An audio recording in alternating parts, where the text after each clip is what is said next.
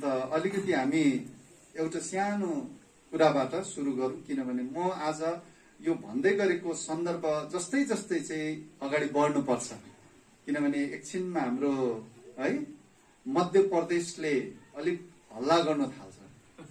कुरा बुझ्नुभयो? मेरो कुरा बुझ्नु चाहिँ अघि भने नि शीतल हुन्छ अरे उहाँको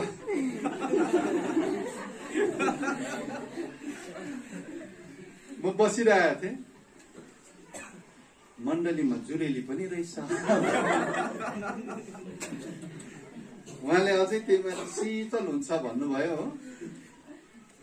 अनि केही महिना अगाडि मात्रै मैले पनि मैदान सफाचट गरेको थिएँ अनि मलाई चिसो भएको थियो। त्यो पहिलोचोटि गर्दा मलाई अनुभव भयो क्या, भाइले भन्दा साँचो भन्दैछ भन्ने म त्यहाँ बसेर सोच्दै थिएँ।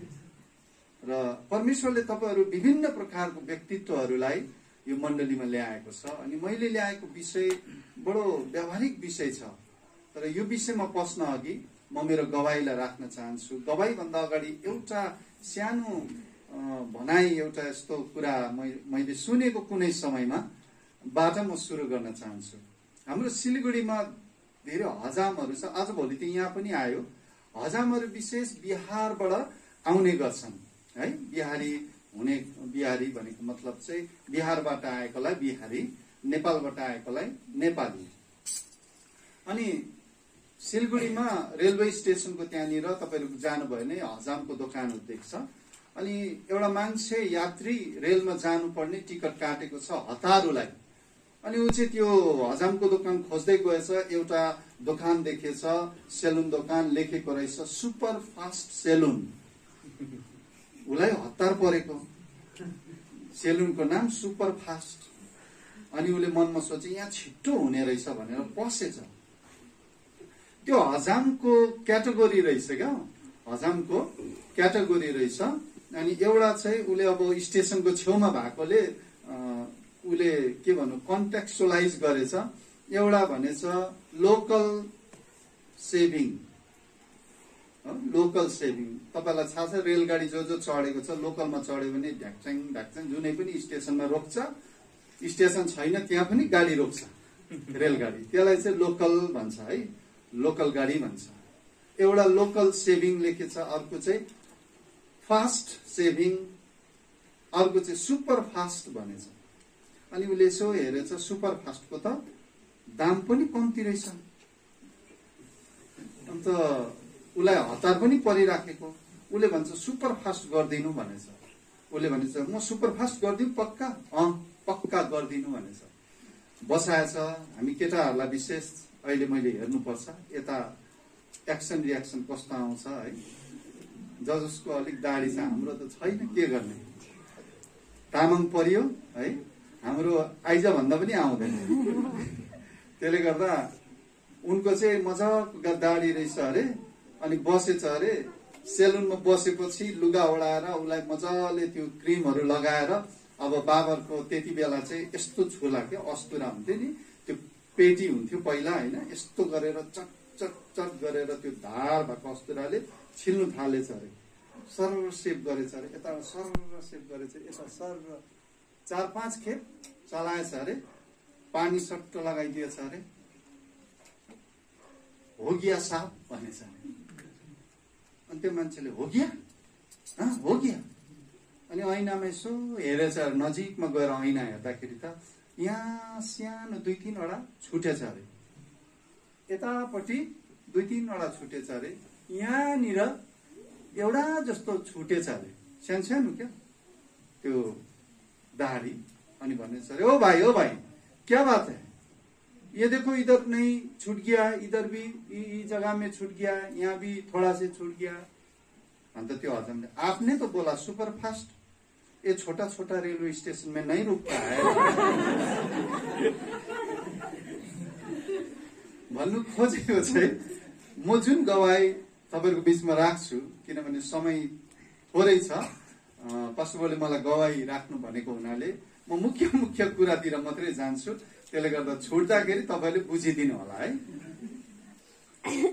24 वर्ष भएछ आज फर्केर हेर्दा 1997 फरवरी महिना, जाडोको मौसम, सिलगढीमा पनि जाडै हुन्छ त्यो बेलामा। 24 वर्ष अगाडि म प्रभु पाउनु अघि चाहिँ सत्यको खोज गर्ने एउटा जवान युवा थिए। बुद्धिस्ट परिवारबाट संलग्न, म सानोदेखि नै धार्मिक प्रवृत्तिको केटो। अनि छेसम कोठामा गएर म मामा हुनुहुन्थ्यो हाम्रो पुजारी है, मामा पछि मलाई जिम्मा पर्यो अनि मैले पूजाको काम गर्थेँ। बुद्धिस्ट ब्याकग्राउन्डबाट यहाँ जति हुनुहुन्छ उहाँलाई थाहा छ, छेसम कोठा भनेर हामी भन्छौँ होइन, भन्थ्यौँ। यो भन्छौँ र भन्थ्यौँमा अलिक भाषामा सम्हालिदिनुहोस् है तपाईँहरूले। अहिले एक जग्गा यस्तै भएर प्रेजेन्ट टेन्समा गएछ अनि पास्टर बाउ त गएर छेसम कोठातिर पनि काम गर्नुहुन्छ क्या भनेछ। त्यसले गर्दा भाषामा अलिकति सम्हालिदिनुहोस्। त्यो बेलामा छेसम कोठामा गएर पूजा गर्ने, सबै धूपहरू, साङधूपहरू जलाउने, बाहिर लाने, सबै गर्ने कामहरू गर्थे। अनि बुद्धको वचनहरू बिस्तारो बिस्तारो म कोल्ट्याउने, हेर्ने। त्यसै क्रममा खोज्दै जाँदाखेरि, शान्तिको खोज गर्दै जाँदा, सत्यको खोज गर्दै जाँदा चाहिँ जवान हुँदै गए। अनि धार्मिक हाम्रो कट्टरता, आमा बाबा एकदमै कठोर बुद्धिस्ट परिवारबाट, म आफै पनि त्यही संस्कारमा हुर्किँदै गरेको केटो। अनि त्यस्तै अवस्थामा जाँदाखेरि चाहिँ मेरो जीवनमा मेरो दाजु, विशेष महिला दाजुसँगको मेरो कतिवटा कुरो मिल्दैन थियो। उनले चाहिँ मात्ने अवस्था, रक्सी पिउने अवस्था, उहाँ रक्सीको लत परिसकेको र मसँग धेरैचोटि एक प्रकारले हेप्ने, हेला गर्ने, पिट्ने, कोही बेला कुरा नसुन्दाखेरि त्यस्तो अवस्थामा दाजुसँगको मेरो सम्बन्ध चाहिँ बिग्रिँदै बिग्रिँदै गइराखेको थियो। मैले यता all India Tamang Buddhist association, यो शब्द तपाईँहरू कतिजनाले सुन्नु भएको छ छैन, पुरानो मान्छेले है, 80 को दशकको 90 को दशकको, भन्दा म साह्रै बुढो चाहिँ होइन, तर त्यो बेला सानो हुँदाखेरि हाम्रो आसिङहरूसँग चाहिँ हिँडेको एपिटी, त्यो अल इन्डिया तामाङ बुद्धिस्ट एसोसिएसनमा। अनि म जवान हुँदै गएपछि मलाई सिलगढीको सेक्रेटरी बनाइयो एसोसिएसनको। अनि त्यसपछि दार्जिलिङमा कार्यक्रमहरू राखिएको थियो, अधिवेशन भन्थ्यो त्यो समयमा। अनि म चाहिँ त्यो अधिवेशनमा सामेल हुन्थेँ। कोही बेला कालचिनीमा अधिवेशन हुन्थ्यो। त्यसरी बुद्धिस्ट एउटा घरानाबाट मैले सत्यको खोज गर्दै जाँदै थिएँ। अर्कोपट्टि चाहिँ दाजुसँगको मेरो अमेलता, दाजुसँगको मेरो सम्बन्ध बिग्रिँदै जाँदै थियो। र मैले त्यति बेला दाजुलाई सम्झाउँथे, बुझाउँथे, मान्नुहुन्न थियो, उहाँले मात्नु छोड्नुहुन्न थियो। अनि एकदमै सारा हाम्रो एउटा सम्बन्ध चाहिँ अब रिस रागदेखि, ईर्षादेखि घृणाको बाटोतिर जान थाल्यो। मैले चाहिँ चाहँदा चाहँदै पनि दाजुलाई सम्झाउँदा बुझाउँदा मान्नुहुन्न थियो। कतिचोटि मान्छे मातिसकेपछि होसमा हुँदैन क्या, एक प्रकारले भनौँ भने उसलाई अहिलेको उसबाट हेर्दाखेरि त्यो रिसको आत्माले समातेको हुन्छ। उसले मान्छेलाई एकदमै तुच्छ सम्झिन्छ अनि उसले जसलाई पाए उसलाई जे पाए त्यो भन्ने, गाली गर्ने, घर परिवारमा अशान्त गर्ने माहौलमा हुर्किँदै बढ्दै म जाँदा दाजुसँग त्यहाँबाट अलिक ठुलो भए, 23-24 वर्ष पुग्दा अब मैले धुलाई खाँदा खाँदा खाँदा वाक्कै भइसकेर अब मैले हात उठाउनु पर्छ भन्ने, मैले पनि हात उठाउन थालेँ। हिर्काउनु त सक्दिनँ थिएँ, ठुलो दाजु हुनुहुन्थ्यो, म भन्दा 12-14 वर्ष ठुलो। अनि मलाई समातेर न्याक्र झ्याक गर्दाखेरि 1-2 हात चाहिँ मैले पनि चलाउन थालेँ, अर्थात् मैले हिर्काउन थालेँ, रेस्पोन्स गर्न थालेँ। जब 24 वर्षको उमेरमा हुँदाखेरि चाहिँ हाम्रो दुईजनाको सम्बन्ध साह्रै डरलाग्दो बिग्रेर गयो। अनि आमालाई एकपल्ट चाहिँ यसरी धक्का दिएको थियो दाजुले। अनि आमालाई म धेरै माया गर्ने, अनि धक्का दिएपछि मेरो मनमा साह्रो चोट भयो। यो मान्छे, यसले चाहिँ मलाई मात्रै होइन, मेरो परिवारको अरूलाई मात्रै होइन, आमालाई पनि आज धक्का दियो। यो मान्छे चाहिँ बाँच्ने लायकको मान्छे होइन। अब यो खोजी गर्दै थिएँ सत्यको। मैले बुद्ध धर्मको विषयमा धेरै अध्ययनहरू गर्दै थिएँ त्यति बेला। अनि दिल्लीसम्ममा गएर त्यहाँ किताबहरू लिएर आएको थिएँ। अनि पञ्चशीलको कुरा म याद गर्दै गरेको थिएँ। आजभोलि झन्डै झन्डा लगाएको बुद्धिस्टहरूले तपाईँ देख्नुहुन्छ, 5वटा रङको। खासै त्यो पञ्चशीलको प्रतीक हो र त्यसको अर्थ के हो सायद त्यो बुद्ध धर्म मान्ने मान्छेलाई पनि थाहा हुँदैन। अनि त्यो सबै अध्ययन गर्दै गर्दा मेरो जीवन चाहिँ एकदमै भनौँ न यस्तो भएको थियो कि भित्रबाट दाजुलाई चाहिँ कहिले म चाहिँ हिर्काउँ, कहिले म चाहिँ दाजुलाई चाहिँ प्रहार गरौँ भइराखेको थियो। अनि जस्तो एउटा समय आयो, मेरो साथीहरू पनि त्यस्तै, अनि म पनि के गर्न थालेँ, हल्का हल्का पिउन थालेँ। मेरो जीवनमा मद मदिराले प्रवेश पायो अनि त्यो समयमा मैले बिस्तारो साथीहरूसँग पिउन थालेँ। त्यहाँबाट म पनि त्यो आत्मिक दुनियाँबाट अहिले मैले हेर्दाखेरि त्यो समयमा मलाई पनि त्यो दुष्ट एउटा रिसको आत्माले, त्यो अरूलाई मार्ने आत्माले मलाई छुनु थाल्यो। अनि एक समय आयो जब चाहिँ मैले गएर एकदमै डरलाग्दो माथिकन आजको दिन चाहिँ म मेरो दाजुलाई मार्छु, मारिकन चाहिँ म मुम्बई, अहिलेको मुम्बई, त्यो बेलुका बम्बई भन्थ्यो, बम्बई भागेर जान्छु। 24 वर्ष 25 वर्ष अगाडि यो कुरा मसँग भएको थियो। अनि मैले माथिकन त्यो रात मलाई थाहा छ, माथिकन चाहिँ मैले विचार गरेँ आज चाहिँ मार्छु भनेर खुकुरी मैले यसरी पछाडि धिरेँ। सिरुपाते खुकुरी, लामो खुकुरी हाम्रो घरमा हुने गर्थ्यो। अनि त्यो दिन त्यो रात म पर्खिराखेको अवस्था थियो 7 बजीतिर। अनि दाजु आउने बेलामा चाहिँ मेरो ठुलो दाजु हुनुहुन्थ्यो, उहाँ माइला दाजु चाहिँ त्यस्तो। अनि ठुलो दाजुले मलाई के देखेर, परमेश्वरको एउटा योजना हुँदो रहेछ मान्छेको जीवनमा, त्यो अनुसारले ठुलो दाजुले मलाई छामछाम छुमछुम गर्यो। यसलाई आज अर्कै मुडमा देखिँदैछ, यो अर्कै चालामालामा छ भनेर मलाई छामेपछि पछाडि हात हाल्दाखेरि खुकुरी भेट्नु भयो। तुरन्तै मलाई समात्नु भयो। अनि दिदीले समाते, अनि मान्छे 2-3 जना आइपुग्यो, मलाई समातेर खुकुरी निकालेर एउटा कोठामा बन्द गरिदियो। मैले त्यो कोठामा दाजुको हातबाट यसरी खुकुरी तानेर त्यो कोठाभित्र पस्दाखेरि लडे अनि मलाई कोठामा थुनिदियो। 3 ताक हाम्रो कोठा चाहिँ यस्तो सिमेन्टको हुँदैन थियो, काठको हुन्थ्यो। अनि त्यति बेला पिलर चाहिँ सालको मोटो मोटो बटामहरूको पिलर बनाउने गर्थ्यो। अनि हाम्रो घर पनि त्यसरी टाढे घर माथिबाट पिलरको घर थियो, त्यो काठको मुढाको। अनि त्यो रातमा रिसको झोकमा मैले दाजुलाई आज काट्न सकिनँ, मलाई खोल खोल भन्दा नि खोलिदिएन, त्यही मलाई बन्द गरिदियो। मैले खुकुरीलाई यसरी दाजुको हिच्रो भनेर सम्झेर त्यो ठुलो सालको बटनमा यसरी हिकाएको थिएँ। गाडियो त्यहाँबाट त्यतिकै छोडिदिए। म राति त्यतिकै सुते। मच्छरले कति टोक्यो होला थाहा छैन। भोलिपल्ट बिहान उठेर होस आयो। त्यति बेला राति त बेहोसीको अवस्थामा होस आयो। होस आएर म जब बिहान उठे, एक हातले यसरी खुकुरी तानु भनेको त हल्लेन पनि। भनेपछि कति जोडले मैले राति त्यो हिकाएको थिएँ रहेछु। र दाजुले यदि त्यो प्रहार चाहिँ भेटेको भए उनको टाउको घरदेखि अलग, शरीरदेखि अलग हुने थियो रहेछ। तर महान परमेश्वरले जान्नु हुँदो रहेछ उहाँको योजनाहरूमा। ठिक्कै त्यति बेला दाजुले पक्रेर थुन्यो मलाई, मैले प्रहार गर्न सकिनँ। मनमा एउटा जलन लिएर भोलिपल्ट बिहान म मुख धुँदै थिएँ। मुख धुँदै गर्दाखेरि परमेश्वरको योजना हेर्नुहोस् है, मलाई सधैँ त्यो हाम्रो दोकान छ जङ्सनमा थियो, त्यहाँनिर क्रिस्चियन एकजना दाजु आउँथ्यो, भुटानको जयगाउँमा बस्नुहुन्थ्यो। अनि मलाई आएर भन्थ्यो, म तिमीलाई काठमाडौँ लान्छु घुमाउनु भन्थ्यो। अनि त्यति बेलासम्म मैले के बुझेको थिएँ नि, क्रिस्चियनहरू ढटुवा हुन्छ भनेर। जहिले आउँथ्यो, तिमीलाई भाइ म काठमाडौँ घुमाउनु लान्छु है एक दिन। अब 1 वर्ष बेसी भइसक्यो, मान्छेलाई त्यति साह्रो आश पनि देखाउनु हुँदैन नि घरिघरि। लाने चाहिँ लाँदै लाँदैन, आउने बित्तिकै। अनि त्यो चाहिँ किन भन्थ्यो भने बिचारा सेवक रहेछ, चम्बा हुँदैन रहेछ। जाँदाखेरि मलाई त्यसो भन्थ्यो। अनि खाना खान्थ्यो दोकानमा, मजाले खान्थ्यो, फेरि हेभी डाइट थियो उसको। मलाई चाहिँ काठमाडौँ लान्छु है भाइ, पैसा चाहिँ नि आएर दिन्छु ल भन्थ्यो। बाँकीमा जान्थ्यो। अनि म पनि ठिकै छ जाओस् न, केही छैन। तर इमान्दारी चाहिँ के थियो भने फर्केर आउँदाखेरि चाहिँ उसले पैसा चाहिँ तिर्थ्यो। बिचाराको जाँदा पैसा हुँदैन थियो रहेछ, गएपछिको त्यहाँ मण्डलीमा जहाँ उसको थियो सपोर्ट दिन्थ्यो रहेछ। अनि फर्केर आउँदा उसले दिन्थ्यो। त्यस्तो अवस्थाको मान्छेले मलाई लान्छु लान्छु भन्थ्यो काठमाडौँ, लगेको चाहिँ थिएन। हेर्नु, परमेश्वर पर्फेक्ट टाइमिङमा काम गर्ने। हालेलुया। हाम्रो परमेश्वर पर्फेक्ट टाइमिङमा काम गर्ने परमेश्वर हुनुहुन्छ। उहाँ फेल हुनुहुन्न है टाइमिङमा।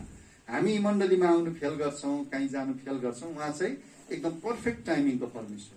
मेरो 1 रात अगाडि त्यस्तो भएको, त्यो दाइलाई थाहा छैन, किन त्यति बेला मोबाइलको जमाना थिएन।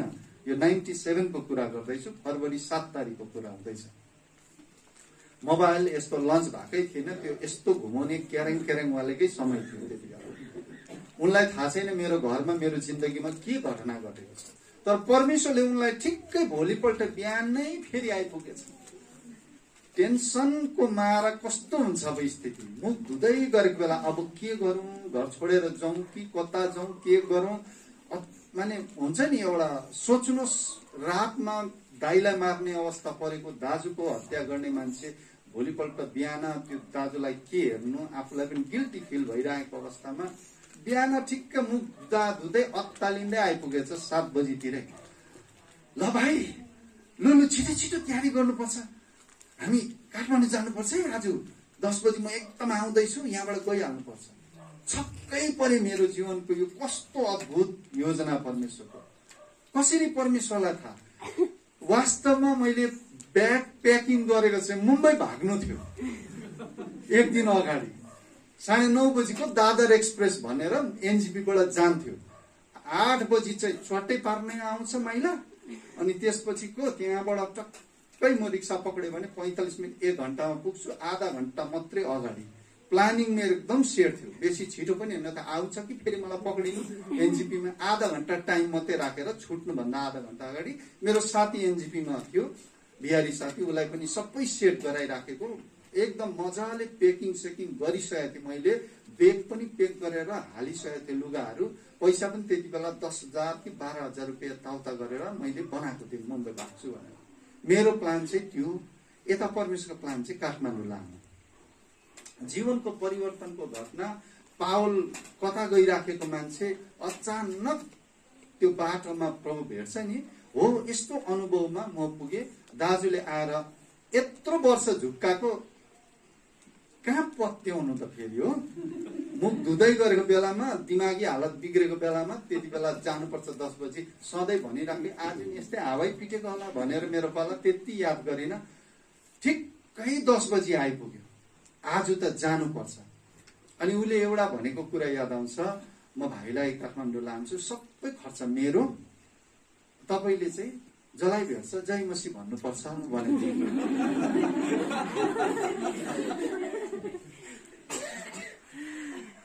यो भन्नु आवश्यक त्यस कारणले छ, उनले बेशक तरिका अलिक ठिक अपनाए जस्तो मलाई लाग्दैन अहिले, तर परमेश्वर नि बेठिकमा पनि ठिक काम गर्ने परमेश्वर हुनुहुन्छ। हालेलुया, जोरदार ताली बजाइदिनुहोस्। यो हो हाम्रो परमेश्वर। कतिचोटि हामी देख्दा मान्छेले के गर्छ होइन, उहाँ हाम्रो यसो अघि आउँदा जुरुक्क परेको थियो, यिनले के गर्छ भन्छ, तर परमेश्वरले यिनी जस्तोहरूलाई नै चलाउँछ अनि त्यस्तै व्यक्तिलाई चलाएर महान काम गर्नुहुन्छ। उहाँले साँच्चै मलाई पोको पत्रो ठिक छ भनेर 10 बजी आएर भन्नुभयो। अनि मैले त्यति बेला बाछा बाँधेको थियो, नेपाल पस्यो भने पैसा खर्च गर्दिन। मेचीसम्म उनकोमा मलाई थाहा छ यो मान्छेको पैसा हुँदैन, मैले नै गाडी भाडा दिएँ, जङ्सनदेखि चढ्यौँ पानी ट्याङ्कीसम्म मैले पैसा दिएँ, त्यहाँबाट रिक्सा चढ्यौँ 10 रुपियाँवाला, त्यति बेला 5 रुपियाँ थियो, 10 रुपियाँ त्यही पनि मैले दिएँ। अनि मेची तर्दा तर्दै मैले भने दाजु नेपाल पस्यो, अब तपाईँको है बारी भनेर। साँच्चै त्यहाँबाट मलाई उसले पैसा मागेन, सबै उसले गर्यो। तर जो पनि भेट्ने मैले अघि नै कन्डिसन बाँधेको जय मसीह भनेको। उता चाहिँ सबैले सम्झिँदा रहेछ म क्रिस्चियन, यता उसलाई चाहिँ थाहा छ यो मान्छे क्रिस्चियन होइन, पक्का कट्टर बुद्धिस्ट भनेर। अनि त्यो पनि चान्चुने बुद्धिस्ट होइन, घाँटीमा ठोलाको माला बेरेको, जसलाई बुद्धिस्ट हुनुहुन्छ यहाँ थाहा छ, ठो गरेर हामी माला लगाउँथ्यौँ त्यति बेला होइन, लामाले लगाइदिन्थ्यो। अनि ठो गरेको मालामा फेरि अझै कट्टर के थियो भने बुद्धको लकेट पनि ठक्कै लगाएको थियो बिचमा। त्यति साह्रो एउटा भक्ति भावमा म हिँड्थेँ, खोज्दै थिएँ मैले त्यहाँबाट। त्यो घाँटीमा ठो लगाएको बुद्धको लकेटसँग काठमाडौँ पुगे। एउटा क्रिस्चियनको एकदम सम्मेलन हुँदै रहेछ है, अनि त्यो चर्चभित्र उहाँले लानुभयो, उसले घुमाउनु लाने भनेर चाहिँ मलाई झुक्काएर लग्यो कन्फरेन्समा। परमेश्वरले कतिचोटि नै हामीलाई यसरी झुक्काएर पनि गर्नु हुँदो रहेछ काम भन्ने मेरो गवाहीले तपाईँहरूसँग म भन्न चाहन्छु। हामी एउटा ताकिराखेको हुन्छौँ, परमेश्वरको योजना अर्कैपट्टि हुन्छ। तपाईँहरू यहाँ आएको हुनुहुन्छ, कतिजना तपाईँलाई लाग्छ तपाईँ यसै आउनुभयो, होइन। यदि तपाईँले प्रभु पाउनु भएको छैन र यहाँ तपाईँ यसै आउनुभयो भनेर भन्नुहुन्छ भने म चाहिँ भन्छु होइन। तपाईँको लागि परमेश्वरको एउटा योजना सुन्दर छ। तपाईँलाई अहिले थाहा नहोला, तर भोलि तपाईँले त्यो कुरो थाहा गर्नुहुन्छ। म चाहिँ त्यहाँ पुगेर त्यो चर्चभित्र विभिन्न कुराहरू भयो, अनि त्यो कुराहरू अहिले म राखिबस्न समयले पुग्दैन, तर त्यहाँनिर मैले प्रभु यीशुलाई चिन्ने मौका पाएँ। हालेलुया। प्रभुलाई चिने, उहाँको शक्तिलाई चिने, पवित्र आत्माको उपस्थितिलाई थाहा गरे। केही त भयो जीवनमा। पवित्र आत्मा जब खनिन्दा पेन्टिकोसको दिनमा चिया चिया जिब्रोको रूपमा, आगोको रूपमा आउँदा त्यो समयको चेलाहरूले, त्यो समयको प्रभुका छोराछोरीहरूले पवित्र आत्माको अभिषेक पाउँदा उनीहरूलाई पनि थाहा थिएन। उनीहरू अन्य भाषामा चाहिँ परमेश्वरको स्तुति गर्छ, अनि अन्य भाषामा स्तुति गर्दाखेरि मान्छेहरू चाहिँ दङ्गै पर्छ। त्यो यरुसलेममा आएको मान्छेहरू दङ्गै पर्छ भनेर। म पनि एउटा बुद्धिस्ट, घाँटीमा ठोलो आएको, माला पनि लगाएको बुद्धको, अल्टर कलमा पुगे। मलाई पवित्र आत्माको अभिषेकको अत्तो पत्तो, बाइबलै नसमातेको मान्छे, कहिले बाइबल समातेको छैन। प्रभु यीशुको बारेमा चाहिँ के थियो भने क्रिस्चियनको भगवान चाहिँ झुन्डेर मरेको रहेछ भन्थे। साँच्चै नै अब यीशुलाई यसरी झुन्डाएरै मारेको देखाउँछ क्या नि। आफ्नो आफ्नो सोच। अन्त हाम्रो चाहिँ यस्तोमा गएको छ, सारनाथमा यस्तोमा गएको छ, निर्वाणा भयो यस्तोमा नै यस्तो पाराले सुतेको छ, मरेको छ। क्रिस्चियनको चाहिँ झुन्डेर मरेको रहेछ भन्थे। अनि मलाई थाहा थिएन त्यति बेला पवित्र आत्मा के हुनुहुन्छ, कस्तो हुनुहुन्छ। जब त्यो अल्टर कलमा गए, अल्टर कलमा चाहिँ के भन्यो भने स्पिकरले, एउटा नजानेको भाषा तिमीहरू बोल्न सक्छौ। तिमीहरूलाई परमेश्वरले एउटा यस्तो भाषा दिन्छ जो ईश्वरीय स्वर्गीय भाषा हो। त्यो भाषामा चाहिँ तिमीहरू प्रार्थना गर्न सक्छौ, त्यो भाषा तिमीहरू बोल्न सक्छौ, शक्ति पाउँछौ भनेर भन्यो। म खोजी गर्दै गरेको थिएँ सत्यको। बुद्ध मार्गबाट सत्य के हो खोज्दै गरेको एउटा जवानलाई चुनौती भयो त्यति बेला। हामीलाई भाषा सिक्नु कति गाह्रो पर्छ। म भाषा सिक्दै गरेको, म भोजपुरी बोल्न सक्छु, बङ्गला सिक्दै गरेको थिएँ, बङ्गला पढिराखेको थिएँ, भाषा इङ्ग्लिस अध्ययन गरिराखेको थिएँ, नेपाली आफ्नै भाषा थिएँ। म भाषा मन पराउने सिक्ने मान्छे। यो मान्छेले नसिकिकन चाहिँ कसरी अर्को भाषा बोल्छ? सम्भव छैन। म चाहिँ टेस्ट गर्नु गएको, जाँच्नु गएको, यो मान्छेले भनेको कुरो चाहिँ गल्ती हो, सत्य खोजिराखेकोमा यस्तो यिनीहरूको ईश्वरले दिँदो रहेछ भनेर म चाहिँ सत्य खोज्ने मान्छेले च्यालेन्ज लिएर बसिराखेको जुरुक्क उठेर 4 पैला हिँडेको थिएँ। 4 पैला हिँडेको मात्रै थियो। त्यो दाजु उतापट्टि थियो, मलाई देख्यो।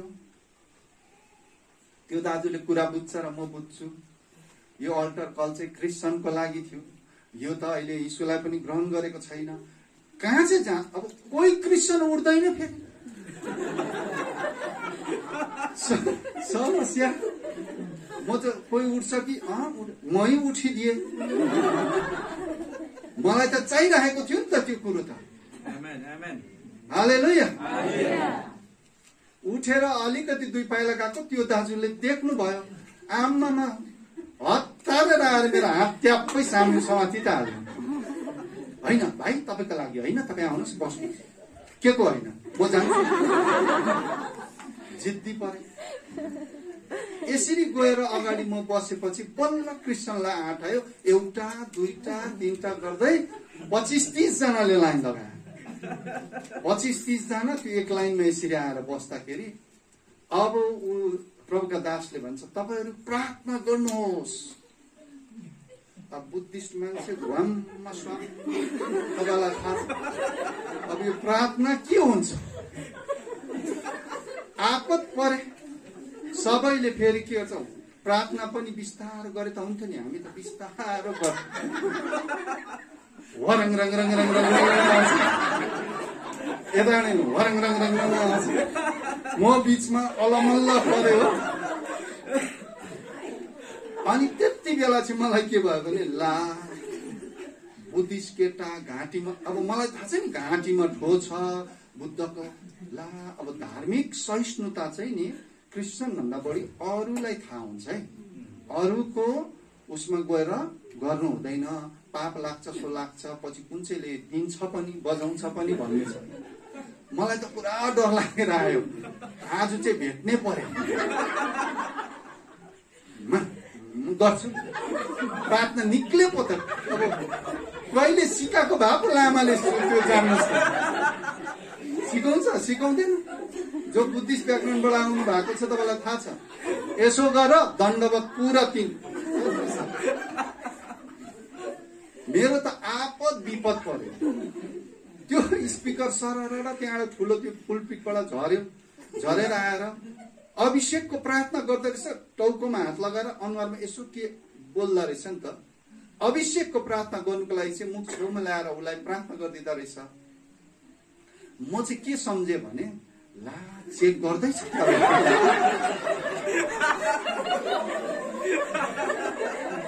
अनि मनमा नै भने आज मै बुरा फस गयो। अब मलाई आएर चेक गर्दा त घाँटीमा त देख्छ यो त अब बुद्धिस्ट मान्छे क्रिस्चियनको त्यो धार्मिक उसमा आइपुग्यो, आज छोड्दैन। अब चाहिँ मेरो जो टेम्परेचर छ बिस्तारो बिस्तारो तातो हुँदै गयो। मैले फिल गरेँ लाइफमा, तपाईँहरूले फिल गरेको छ कि छैन, डर जब पुरा हुन्छ नि हामीले भन्छ गुजवाम निक्लिन्छ भन्छ। जब महाडर हुन्छ नि गुजवाम मात्रै हुने होइन, तब त पाइताला पनि तातेको थाहा हुन्छ। पाइताला दिन टुप्पो थाहा हुन्छ, तातिँदैछ पुरा तातिँदैछ, हात काँप्दैछ, खुट्टा काँप्दै पुरै त्यस्तो हुँदो रहेछ। अब चाहिँ आएर उसले समातेपछि त्यहाँबाट 2-3 वटा कुरा आयो झट्टै झट्टै। पहिला कुरो त्यो दाजुले पनि पिटाइ खान्छ मेरो। अघि मलाई हात समातेको नजा भनेको। दोस्रो कुरो याद आयो, मेचीदेखि नेता काँक्रा भिट्टा, त्यहाँबाट बस चढेको थियो, रिक्सा चढेको थियो, त्यो गाउँमा गएको थियो, सबै गयो। त्यहाँबाट काठमाडौँको गाडी भाडा सबै मैले तिर्नु पर्छ, पैसा सबै तिराउँछ मलाई। अब कति लागेको छ थाहा छैन।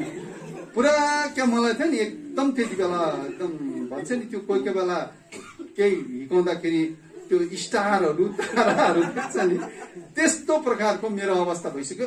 स्पिकर त्यो मान्छे वक्ता आउँदैछ, छेउ आइपुगिसक्यो, के गरौँ नगरौँ। त्यो बिहानको सेसनमा त्यो वक्ताले भनेको अरू कुरो केही थाहा छैन। एउटा कुरो चाहिँ थाहा छ, यीशु ख्रीष्टलाई तिमीले प्रार्थना गर्यो भने उसले चाहिँ तिमीलाई उत्तर दिन्छ, उसले बचाउँछ भनेको थियो। अनि मैले चाहिँ त्यो अवस्थामा भन्छ नि हिन्दीमा कर्ता यानी मर्ता क्या नै कर्ता। अब मेरो बुद्धले त उत्तर दिँदैन, किन थाहा छ, यत्रो वर्षदेखि खोजिरहेको उत्तरै पाएको छुइनँ। आज चाहिँ यीशुलाई भन्ने मौका यही नै हो, बाँच्ने त अब यिनीहरूको उसमा यिनीहरूकै देउतालाई मान्नु। बुद्धिस्ट केटाले पहिलोचोटि प्रार्थना गर्यो, त्यो पनि जोडले होइन, मनमा नै, हे यीशु तपाईँ त जिउँदै रहेछ, किनभने अरू त सबै मर्यो। उसले त्यो पनि भनेको थियो नि त, राम आयो अरे मर्यो अरे, कृष्ण आयो अरे मर्यो अरे, बुद्ध आयो अरे ऊ पनि मर्यो अरे। यीशु चाहिँ मर्यो अरे, तर मरेको भएन अरे, जिउँदो भयो अरे, जिउँदै छ भनेको थियो। अनि त्यही छ, तपाईँ जिउँदो हुनुहुन्छ, मलाई तपाईँले बचाउनु पर्यो। मलाई बचाउनु भयो भने चाहिँ म तपाईँलाई पक्का विश्वास गर्छु। स्वार्थी प्रार्थना क्या बाँच्नुको लागि। त्यो मान्छे आयो, अब छेउ आइसकेपछि कस्तो हुन्छ, डरले हात खुट्टा लक भएको जस्तो भएर मेरो पाला यीशु अब तपाईँ नै छ बचाउनुहोस् भने आँखा चिम गरेर जे हुन्छ भनेर बसेको। त्यो मान्छे आयो, सट्टै हात राख्यो, थाहा छैन उसले के गर्यो कसो गर्यो। म लगभग 25-30 मिनट मेरो शरीरबाट आउट भयो। यो मेरो पहिलो अनुभव हो, आत्मिक अनुभव हो। प्र्याक्टिकली म शरीरबाट मेरो प्राण र आत्मा चाहिँ हटेको थियो, कुनै अर्कै संसारमा पुगेको थियो। अनि 25-30 मिनट बादमा जब म वापस सेन्समा आएँ, त्यति बेला चाहिँ त्यो जाडोमा काठमाडौँ, तपाईँको फरवरी महिना, 9 तारिक नि पुरा कठ्याङ्ग्रिने जाडो हुन्छ। अनि त्यो बेलामा यो छाती जो सर्ट लगाएको थिएँ मैले पुरा भिजिसकेको थियो। अनि म त रोइराखेको अवस्था थियो, आँखाबाट आँसु झरेर यताबाट बगेर त्यो छातीको जुन लुगा थियो भिजिसकेको थियो। त्यति बिघ्न म रोएछु, म आफूलाई पनि थाहा छैन कि म रोएछु। रुँदै गर्दाखेरिको आँसु झर्दै गर्दा त्यो अवस्थामा म पुगेछु उसले छुएर गइसकेपछि। अनि जुन जिब्रो मेरो यो जिब्रो बोल्ने मलाई थाहा छ यो यस्तो लटपटिएको प्रकारले बोलिराखेको थिएँ। मैले त्यति बेला जुन भाषा बोलिराखेको थिएँ त्यो भाषा चाहिँ सधैँ बोल्ने नेपाली भाषा थिएन, त्यो मैले बोल्ने बङ्गाली भाषा थिएन, त्यो बोल्ने हिन्दी भाषा पनि होइन, त्यो बोल्ने भोजपुरी पनि होइन, त्यो इङ्ग्लिस पनि हुँदै होइन, त्यो अर्कै कुनै भाषा थियो। हालेलुया। अनि पहिलोचोटि मैले नसिकाइकन नपढाइकन तर पवित्र आत्माको त्यो अद्भुत अभिषेकमा अन्य भाषा बोलेको। हालेलुया। अनि त्यसरी मेरो परिवर्तन भएपछि मलाई लाग्यो फेरि त्यो परिवर्तन भइसक्यो, मलाई केही भएको छ। अघिसम्म त्यो क्रिस्चियनहरू मन नै लाग्ने, अनुहार हेर्दा पनि रिस उठ्ने, अहिले कति सुन्दर अनुहारहरू देख्छु। मनमा एक खाले शान्ति आयो। दाजुप्रति जो घृणा थियो त्यो कसले निकालेर फ्याँकिदियो थाहा छैन। एउटा ठुलो बोझ लिएर फिक्री लिएर म हिँडिराखेको, के गर्नुपर्ने कसो गर्नुपर्ने, सट्ट कसैले त्यो बोझा उठाएर सन्चो भएको जस्तो अनुभव गरे। अनि त्यस्तो प्रकारले चाहिँ मैले प्रभुको उपस्थिति एउटा इन्काउन्टर चाहिँ परमेश्वरसँग मैले गर्न पाएँ। अनि म घर फर्केँ। त्यहाँबाट मेरो जीवनमा म बुद्धको त्यो कुराहरूलाई छोडे। यीशु चाहिँ को हुनुहुन्छ अनि बाइबल चाहिँ कसरी पढ्नुपर्ने, यीशुको वचनहरू कसरी पढ्नुपर्ने भनेर खोजी गर्दै गर्दै गर्दै म आज यहाँसम्म आइराखेको छु। हालेलुया। खोजीको क्रममा मलाई थाहा छ धेरैपल्ट नयाँ विश्वासीहरू विश्वासको कति कुराहरू जान्दैन, उनले के गर्छ पुरानो कुराहरू नै गरिरहन्छ। अनि म फर्केर आएँ, यो घटना मलाई थाहा छ, अरू कसैलाई थाहा छैन। घरमा अब मलाई चुनौती भयो, मैले भने अब म त बुद्धलाई मान्दिनँ, मैले यीशुलाई विश्वास गरेको छु।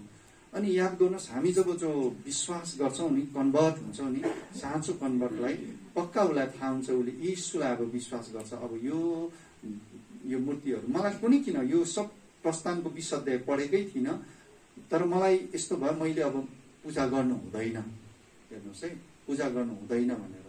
अनि त्यो आत्मिक कुराले नै मलाई लिड गरेर गयो। तर कति सामाजिक कुरा फेरि मलाई आउँदैन थियो, मलाई शिक्षा थिएन।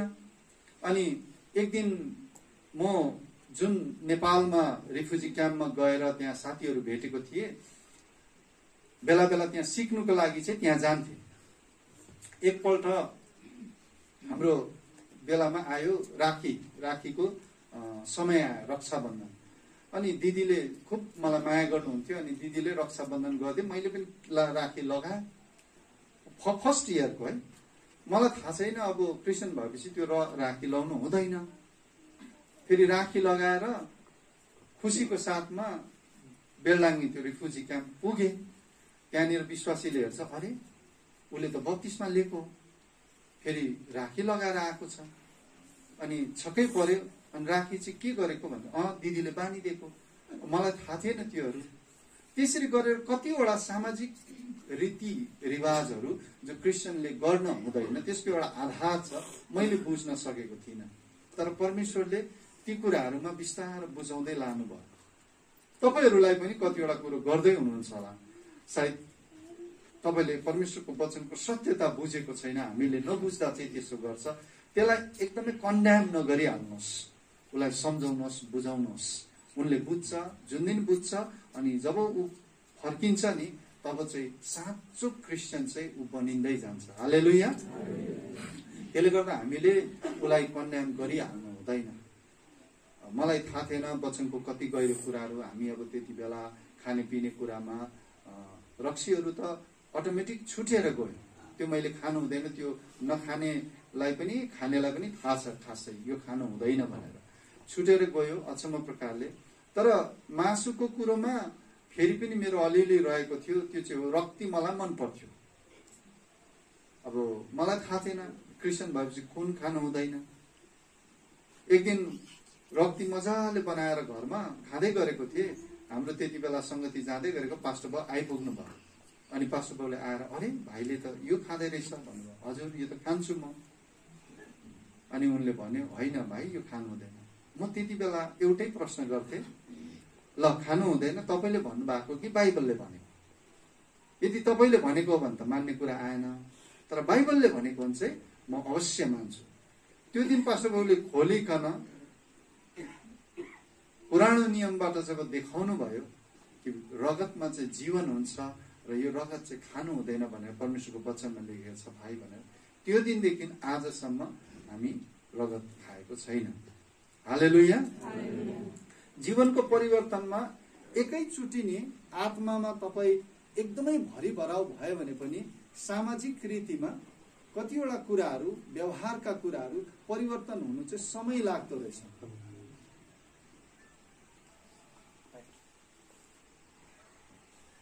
Hello hello. जीवनमा कतिवटा व्यवहारका कुराहरू चाहिँ परिवर्तन हुनु समय लाग्दो रहेछ। तर परमेश्वरमा तपाईँ लागिरहनु हुँदा, म लागिरहँदा चाहिँ हामीलाई परमेश्वरले त्यो परिवर्तनमा बिस्तारसँगले ल्याउँदो रहेछ। पहिला आत्माको परिवर्तन गर्छ। जो मरेको आत्मा छ तिनलाई चाहिँ जीवित बनाउँछ परमेश्वरले। हेर्नुहोस् है, विश्वास र बप्तिस्मामा के हुन्छ? आत्मा चाहिँ जीवित हुन्छ अनि परिवर्तन हुन्छ। अनि भन्छ हामी जब बप्तिस्मा दिन्छौँ विश्वास गरेर के भन्छौँ? रामबहादुरको फर इक्जाम्पल बप्तिस्मा भयो भने के भन्छौँ हामी? आज रामबहादुरले उदार मुक्ति पायो भन्छौँ। आज एउटा आत्मा बाँच्यो भन्छौँ, होइन? आज आत्मा बाँच्यो किन भन्छ? किनभने त्यो बप्तिस्माको दिन चाहिँ, विश्वास गरेको दिन चाहिँ उसको आत्मा जो चाहिँ बन्धन थियो, दुष्टको के भन्छ राज्यको निम्ति थियो, उसलाई चाहिँ त्यहाँबाट छुटाएर चाहिँ परमेश्वरले विश्वासद्वारा अनुग्रहबाट चाहिँ उसलाई उद्धार पाएको छ। अनि बप्तिस्माद्वारा चाहिँ उसको आत्माको छुटकाराको के भएको छ? पूर्ण घोषणा भएको छ। हालेलुया। तर उसको बोली वचन अहिले पनि तलमाथि हुन सक्छ, किनभने त्यो चाहिँ शरीरका कुराहरू हुन्। अनि त्यो चाहिँ प्राणसँग रिलेटेड हुन्छ। त्यसले गर्दाखेरि प्राणको शुद्धिकरण चाहिँ परमेश्वरको वचनबाट चाहिँ पुरा हुँदै जान्छ। हालेलुया। वचनको पानीले उसको प्राणलाई चाहिँ शुद्ध गर्दै जानुपर्छ, शुद्ध गर्दै जानुपर्छ। अनि समय आउँछ उसको शरीर पनि त्यस अनुसार प्राण शुद्ध भएपछि चाहिँ शरीरले चाहिँ के हुन्छ? पवित्रताका कुराहरू, शुद्धताका कुराहरू, परमेश्वरका कुराहरूलाई रुचाउन थाल्छ। यसैले गर्दा नयाँमा उसको व्यवहारहरू तपाईँले तलमाथि देख्नुभयो भने सुर्ता नगर्नुहोस्, धीरज धारण गर्नुपर्छ। उसलाई परमेश्वरले बनाउँदै हुनुहुन्छ। हालेलुया। हामी अगुवाहरू चाहिँ धीरज धारण गर्न सक्नुपर्छ।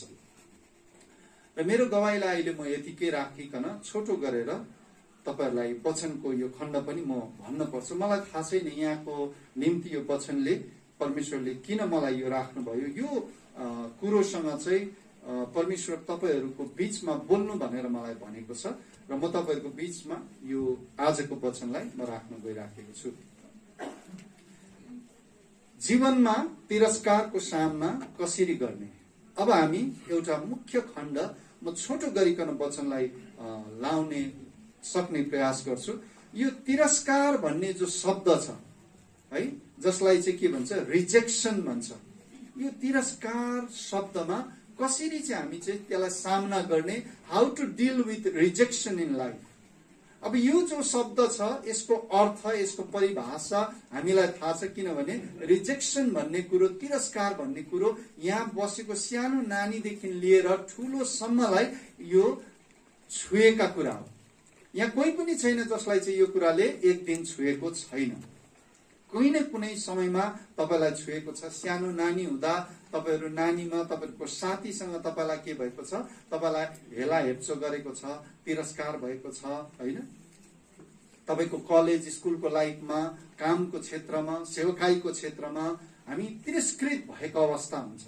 तर यो तिरस्कृत भएको अवस्थामा हामीले क्रिस्चियन भएको नातामा, प्रभुको छोरा छोरी भएको नातामा यसलाई कसरी डिल गर्नुपर्छ भन्ने कुरा चाहिँ राम्ररी हामीले सिकेको हुनुपर्छ। हालेलुया।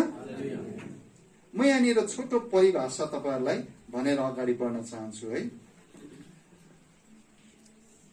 तिरस्कारको मतलब चाहिँ के हो, या तिरस्कार गर्नु वा हुनु भनेको मतलब चाहिँ कुनै व्यक्ति वा विचार या थोकलाई अस्वीकार गर्नु, कुनै व्यक्तिको विचारलाई या त्यो व्यक्ति स्वयंलाई या उसको कुनै सामानहरूलाई जब हामी अस्वीकार गर्छौं तब त्यो अस्वीकार गरिएको, नपत्याएको कुरा, अविश्वास गरेको कुरो, त्यस्तो व्यवहारलाई चाहिँ हामी तिरस्कार गर्नु भन्छौं।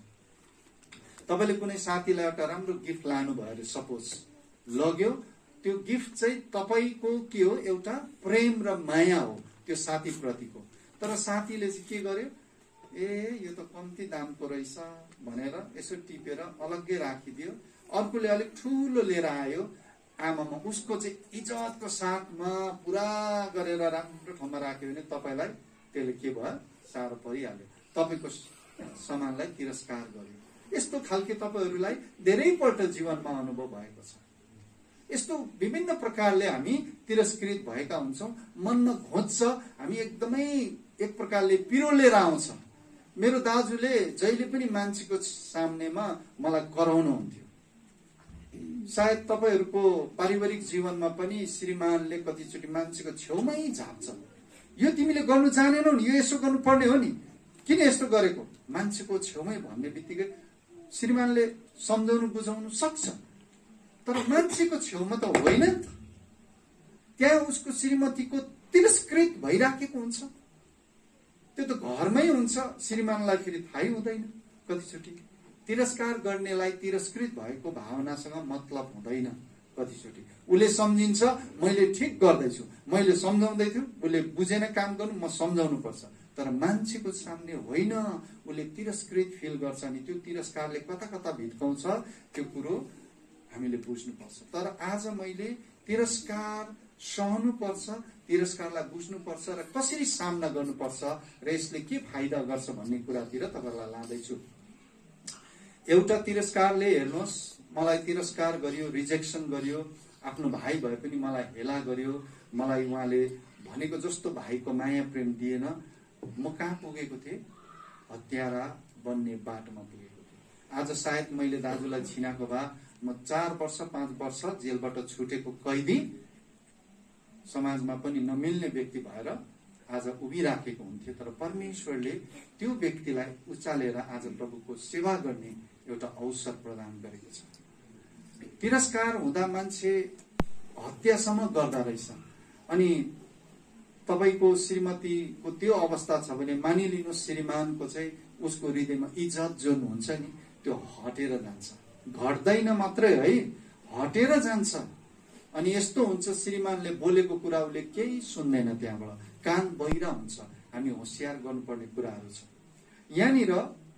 यो तिरस्कारबाट भएर जाँदा परमेश्वरले हामीलाई कस्तो प्रकारले चाहिँ बनाउनुहुन्छ, यदि हामी परमेश्वरको वचन अनुसार तिरस्कृत अवस्थाको यात्रा गरिराखेका छौं या तिरस्कृत भएर जिरहेका छौं भने हामीले एउटा वचन यहाँनिर तपाई अनि मैले पढ्न पर्छ।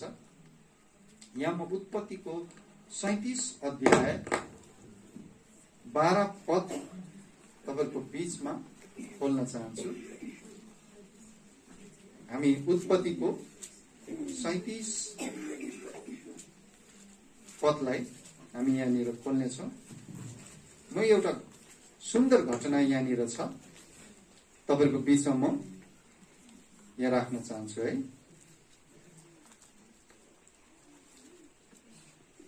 एकपल्ट तिनका दाजुहरू आफ्ना बुवाका बगालहरू सकेममा चराउन गएका थिए र इजरायलले युसुफलाई भने, तेरा दाजुहरू सकेममा भेडाहरू चराइरहेका छन्, आइज म तँलाई उनीहरू कहाँ पठाउँछु। युसुफले भने, म तयार छु। इजरायलले तिनलाई भने, गएर हेर तेरा दाजुहरू र भेडा बाख्राहरू राम्रै छन् कि छैनन्, अनि म कहाँ समाचार ले। तब इजरायलले तिनलाई हेब्रोनको बेसीबाट सेकेममा पठाए। योसेफ त्यहाँ आइपुगेपछि एकजना मानिसले तिनलाई खेतमा डुलिरहेको भेटायो। त्यस मानिसले तिनलाई सोध्यो, तिमी कसलाई खोज्दैछौ? तिनले भने, म मेरा दाजुहरूलाई खोज्दैछु, दया गरी मलाई भन्नुहोस्, उनीहरू बगाल कहाँ चराउँदैछन्? त्यस मानिसले भन्यो, उनीहरू त यहाँबाट गए, किनभने उनीहरूले हामी दोतानतिर जाउँ भनिरहेको मैले सुनेको थिएँ। यसैले आफ्ना दाजुहरूलाई खोज्दै गएर युसुफले उनीहरूलाई दोतानमा भेटाए। यो सबै खण्ड म पढ्दिन, यहाँसम्म पढेर तपाईले बुझ्नुभयो यो युसुफको र दाजुहरूको बीचको एउटा के छ, कथा लेखिएको छ। यो सुन्दर घटना युसुफको जीवनमा भयो। बाबुको आज्ञा मानेर, पिताको आज्ञा मानेर युसुफ चाहिँ दाजुहरूलाई भेट्नु गएको छ। तर यहाँ तल तपाई आउँदै गएपछि म दुईटा पद 27 र 28 पढ्न चाहन्छु। यहाँनिर लेखिएको छ, आऊ अब त्यसलाई इस्माइलीहरूका हातमा बेचिदिउँ। दाजुहरूको व्यवहार, उसको त्यो कान्छा छोरा युसुफ प्रति कस्तो रहेको छ। आऊ अब त्यसलाई इस्माइलीहरूका हातमा बेचिदिउँ, हामी त्यसमाथि हात चाहिँ नउठाउँ, किनकि त्यो हाम्रै भाइ, हाम्रै जीव जस्तै हो। उनका दाजुभाइहरूले उनको कुरा माने।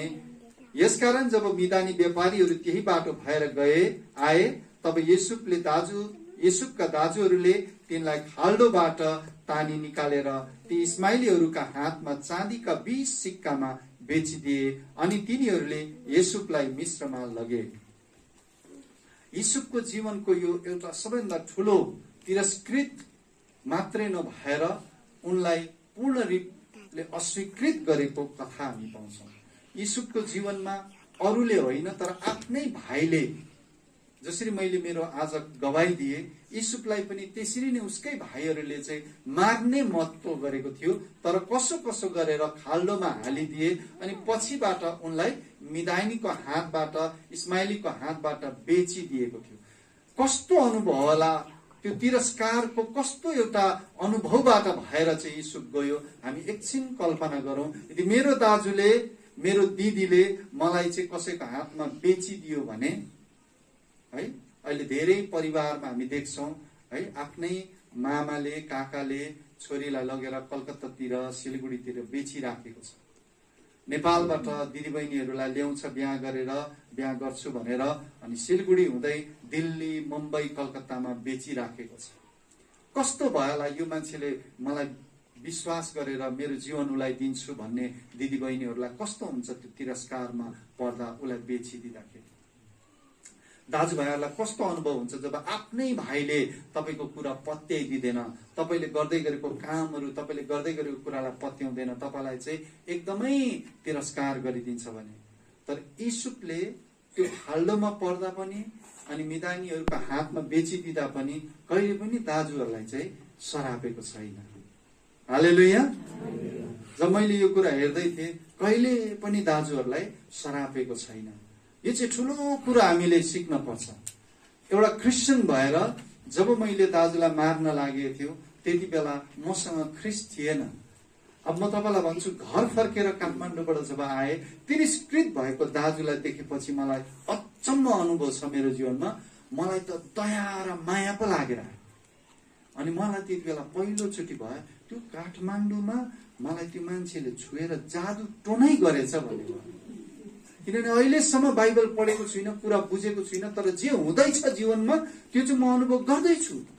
मेरो सोच विचार यस्तो, अब अहिलेको भाषामा, हाम्रो जवानहरूको भाषामा भनौँ भने यहाँको सफ्टवेयर चेन्ज गरिदियो। बुझ्नुभयो? त्यो भित्रको सफ्टवेयर चेन्ज गर्यो भने दृष्टिकोण चेन्ज हुँदो रहेछ। म छक्कै पर्दैछु। पुगेर चाहिँ दाजुलाई देखेँ मैले, अनि पवित्र आत्मा म भित्र भएकोले अब मलाई न रिस छ, न राग छ, न क्रोध छ, न घृणा छ। म छक्कै पर्दैछु। मलाई त देखेर माया लागेर आयो, दया लागेर आयो। किनभने मातेर उसको अनुहार कालो देख्छु, उसको जीवनमा अशान्त भएको देख्छु, म देख्न थालेको। अनि म छक्कै पर्छु। त्यो बेलामा अभिषेक जो भन्छ, परमेश्वरको अभिषेक चाहिँ नि पाउँदाखेरि परमेश्वरको वचनको ज्ञान हुनुपर्छ मान्छेलाई। ज्ञान छैन भने त्यो अभिषेक हल्का भएर पातलो भएर जाँदो रहेछ। मैले दाजुको जीवनको नारकीय दृष्टि चाहिँ मैले त्यति बेला देखाएँ मलाई पवित्र आत्माले। मैले बुझ्न सकिनँ, मैले सम्झेँ मलाई के गरिदियो, आज म दाजुलाई चाहिँ एकदम दयाको दृष्टिले हेर्दैछु, म यो प्रकारको हुन्छु। क्रिस्चियन भएपछि, हामी ख्रिस्टमा आएपछि चाहिँ अब तिरस्कार भयो भने पनि हाम्रो हेर्ने दृष्टिकोण चाहिँ परमेश्वरको वचन अनुसार प्रभुले गर्न चाहनुहुन्छ त्यो चाहिँ तपाईँले मान्नुपर्छ। त्यो चाहिँ मान्छेको बसमा छैन। मान्छेले म यो मेरो हेप्ने, मलाई घृणा गर्ने, मलाई तुच्छ सम्झिनेलाई म आदर गरौँ, माया गरौँ, यो सम्भव छैन। यो practically it is not possible, but biblically and spiritually it is possible. Hallelujah. जब पवित्र आत्मा तपाईमा आउनुहुन्छ भने, पवित्र आत्माको भरपुरी आएपछि चाहिँ यो सम्भव छ। अनि क्रिस्चियन भनेको चाहिँ त्यही हो जसले चाहिँ दुश्मनलाई पनि, आफ्नो जो एकदमै घोर विरोधीलाई पनि एउटा गालामा चड्कायो भने अर्को दिन सक्छ। हालेलुया। वचन परमेश्वरले बोल्नु मात्रै भएन, तर त्यो वचन चाहिँ जीवन व्यवहारमा उतार्नु सक्ने चाहिँ तपाईँ हुन सक्नुहुन्छ। किनभने प्रेरितको आत्माले भन्छ तिमीहरूले शक्ति पाउनेछौ। हालेलुया। शक्ति पाउनेछौ जब पवित्र आत्मा आउँछ, अनि तब तिमी गवाही हुनेछौ। गवाही चाहिँ ख्रिस्टको तपाईले पवित्र आत्माले नभरिकन, परमेश्वरको वचनले नभरिकन चाहिँ सम्भव छैन। अनि यदि यो भरिन्छ भने सम्भव छ, जो चाहिँ असम्भव देखिएको तपाईँलाई लाग्छ सम्भव छ।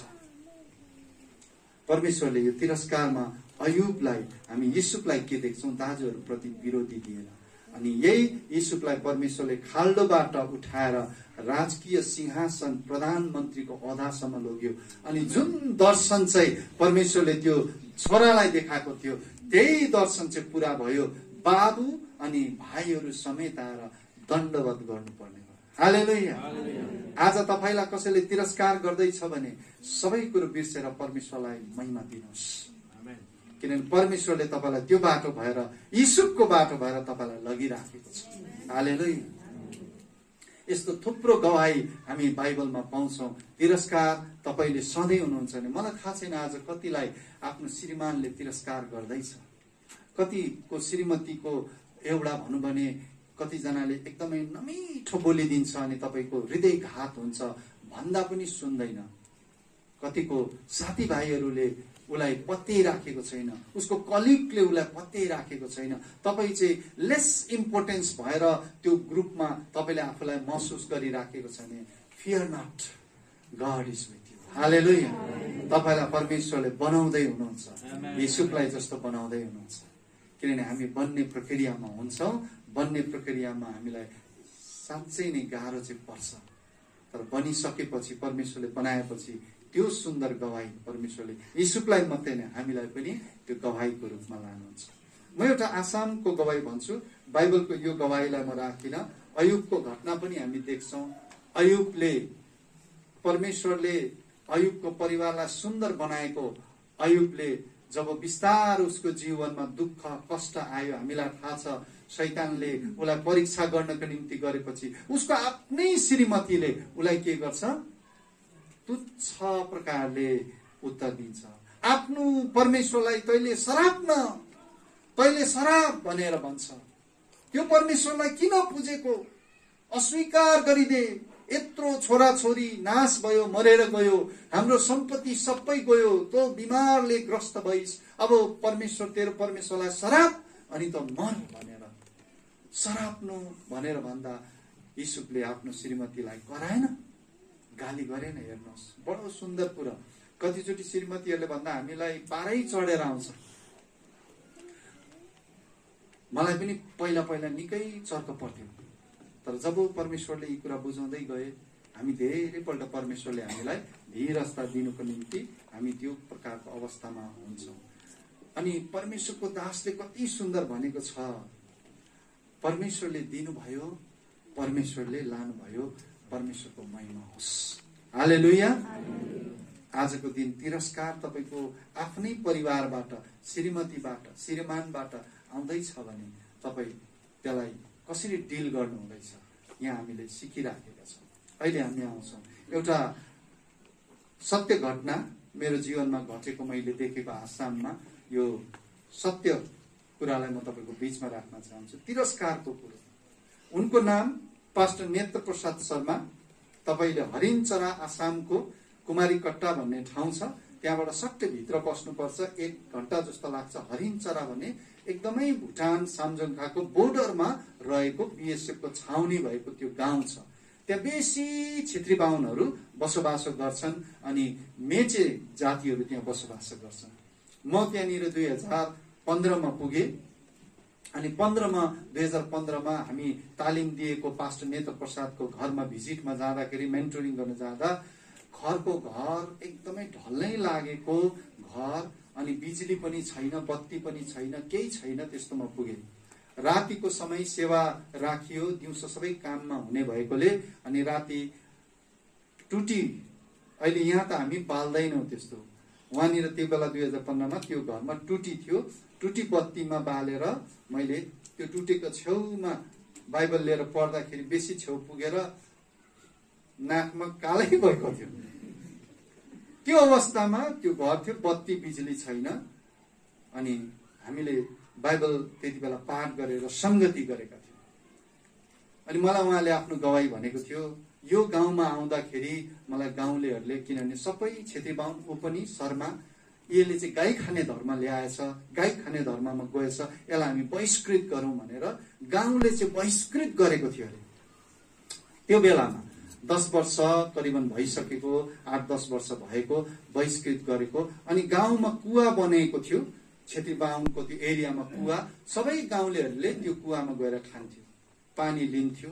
तर त्यो परिवारलाई चाहिँ, नेत्र प्रसाद परिवारलाई जो क्रिस्चियन भएको थियो, गाउँलेहरूले एकदमै दिएको थिएन कुवामा खानु पानी, केही गर्नु। अनि रातिको 12-1 बजी लुकेर गएर उनीहरू खाने पानी मात्रै उठाउनुको निम्ति, पिउनुको लागि चाहिँ जान्थ्यो। त्यस्तो अवस्था भएर उनीहरू बसेर प्रार्थना गर्दै गरेको मैले 2015 मा भेटेँ हजुर उहाँहरूलाई।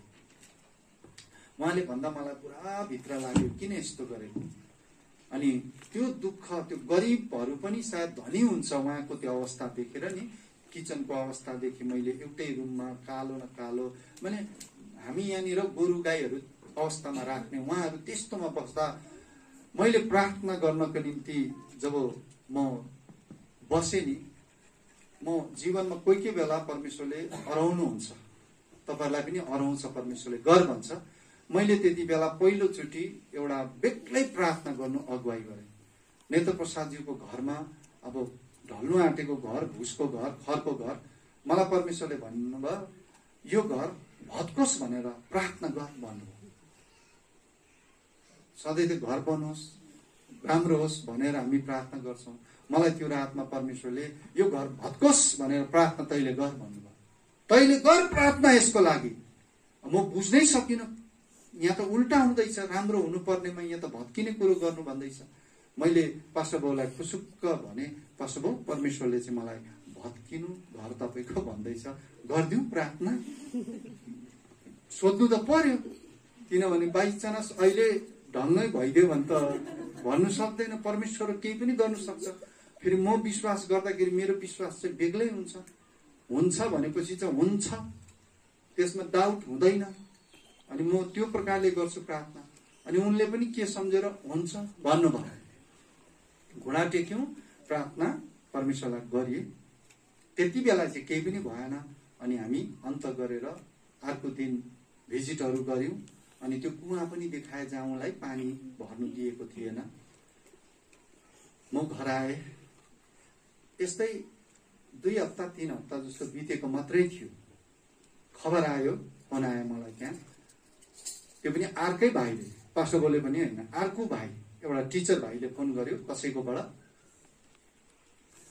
पास्टर बाउ अचम्मै भयो गाउँमा। भन के भयो? मलाई चाहिँ ढक्क भित्र भयो, ला ढले कि क्या हो पास्टर बाउ, किनभने प्रार्थना गरेर आएछ, हुन्छै हुन्छ, त्यो त ढिलो छिटो समयको फेरो मात्रै। गाउँभरिमा, त्यो हरिणचराको गाउँभरिमा हाम्रो पास्टर बाउको घर चाहिँ सरकारले बनाइदिने भयो भने।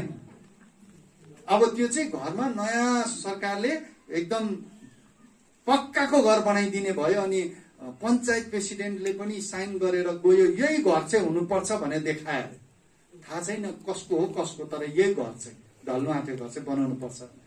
पछिबाट गाउँलेहरू यो बाहुन छैन होइन कोही पनि डसरी हुन्छ भन्दा तपाईँलाई भनेको होइन, बाहुनहरूले दल बनाएर पञ्चायतको प्रेसिडेन्टकोमा गएछ कसरी तपाईँले त्यो क्रिस्चियनको घर बनाउने, हाम्रो यत्रो छ हाम्रो नबनाउने। टस ऊ पनि नन क्रिस्चियन है, त्यहाँको मेचे पर्यो बोरो पर्यो, त्यही घर बनाउनु पर्छ भने ऊ अडिदियो अरे, कति यताउति सोर्स लगायो अरे, मानेन। फाइनली हामीलाई खुसीको खबर आयो पास्टरको घर बनिन्छ भनेर। हालेलुया। अनि दोस्रो चोटि जब म गएँ नि उहाँको घर, त्यो घरको यतापट्टि जमिन थियो रहेछ, घरको त्यो घर चाहिँ त्यति बेला त तोडेन, यतापट्टि बनाउनु भनेछ। अनि आधा भन्दा बढी सिमेन्टको 3 कमरा लगाएको, 2 कमरा यतापट्टि किचन लगाएको 3 कमराको घर बनिँदै रहेछ।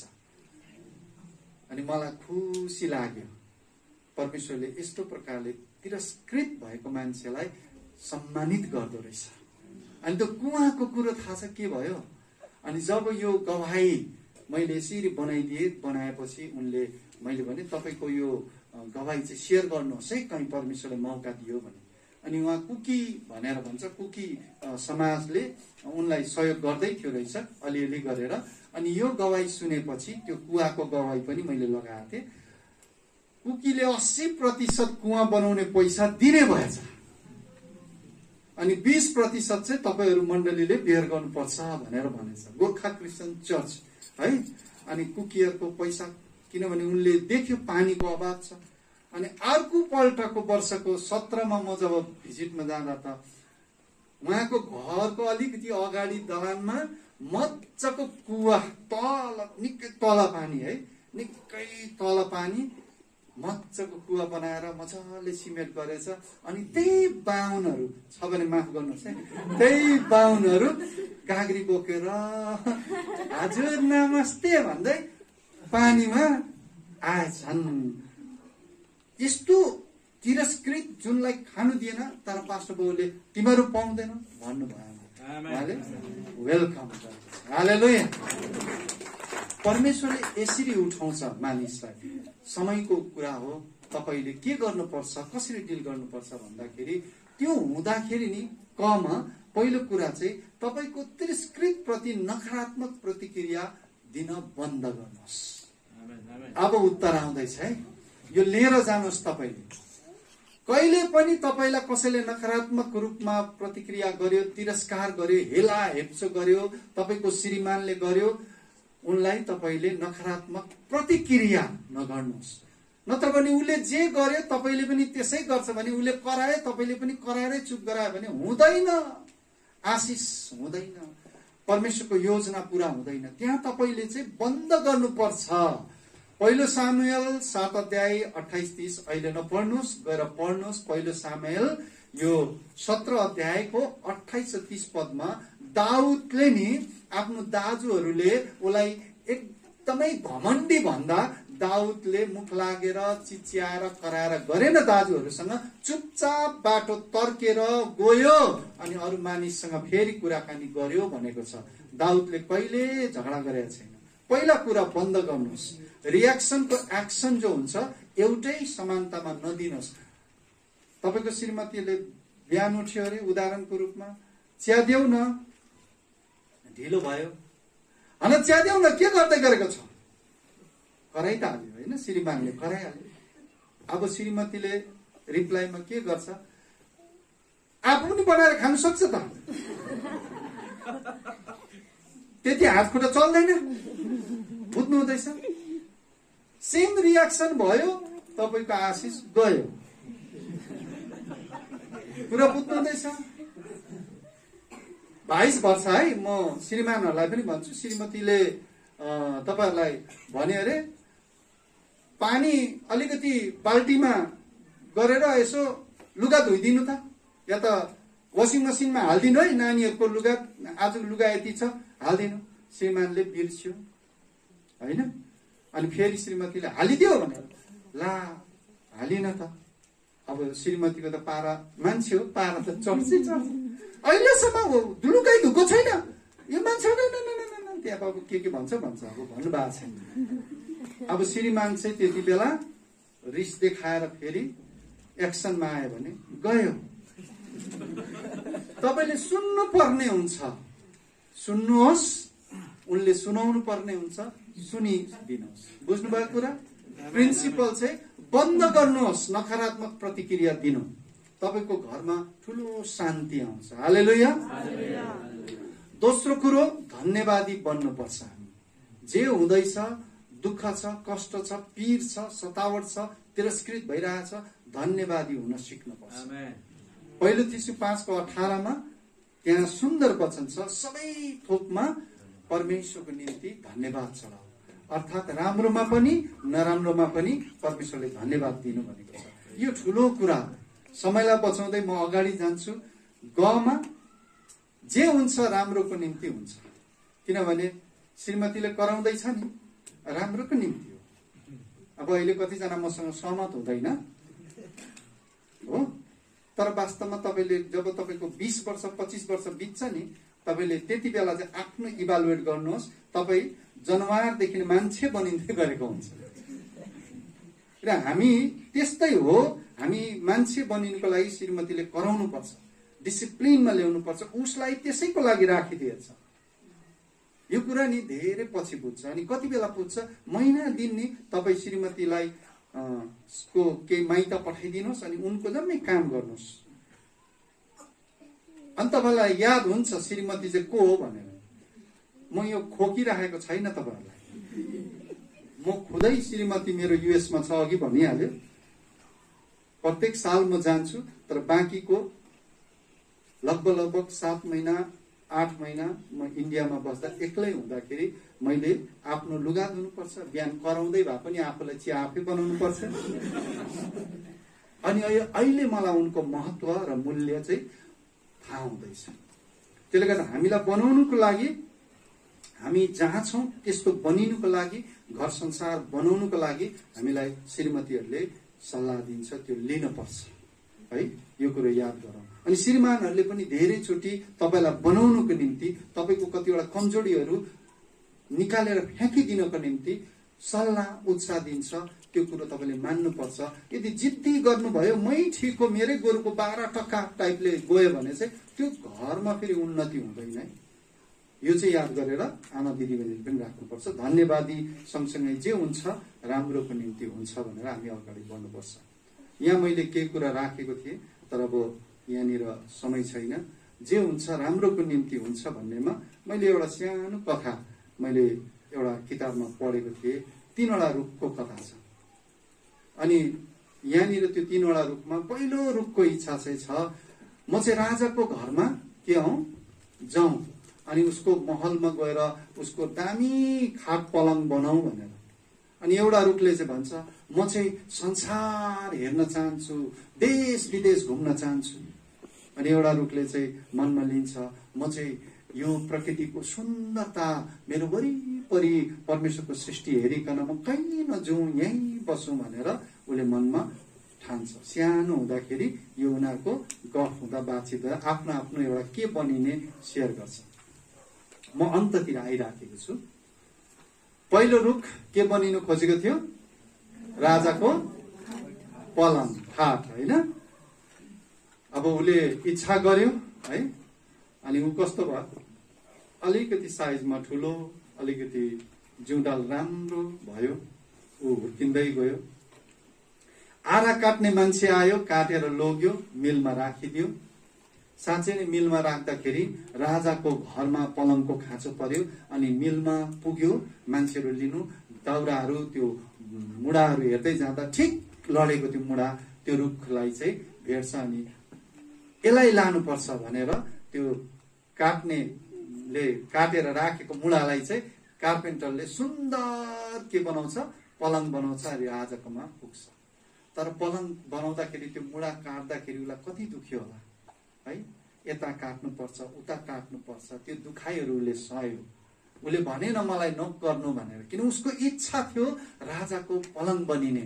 अनि उसलाई त्यसरी नै ठुलो सानो आराले काटिकन बनाउनु थाल्यो अनि ऊ बन्यो, राजाको महलमा पुग्यो।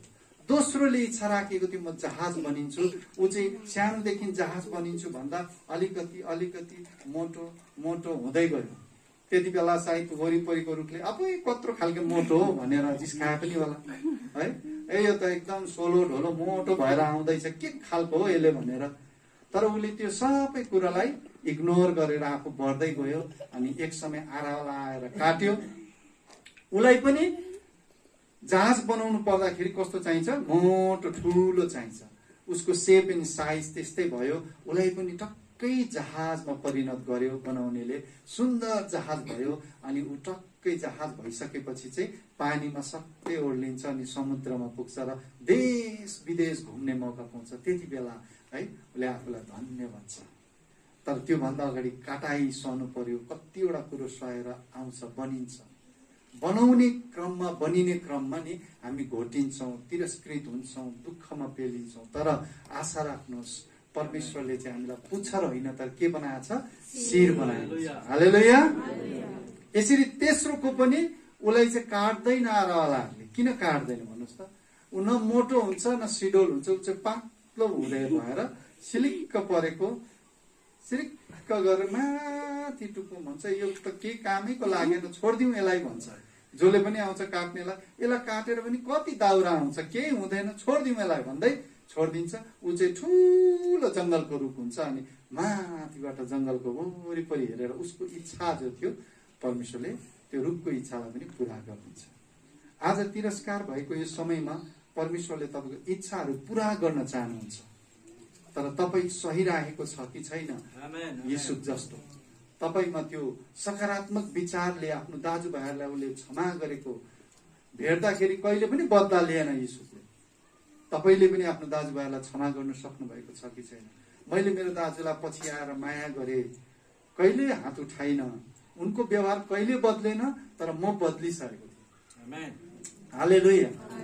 म बदलिसकेको थिएँ। अनि मलाई दाजु बित्नुभन्दा अगाडि मलाई यसरी एकचोटि बोलाएर भन्नुभयो, ए रमेश सुन यहीँ जा, अलिक ठाडो बोल्नुहुन्थ्यो, एउटै शब्द बोल्नुभयो, तँ त बदलेको छस् त है, त्यति भन्नुभयो उहाँले।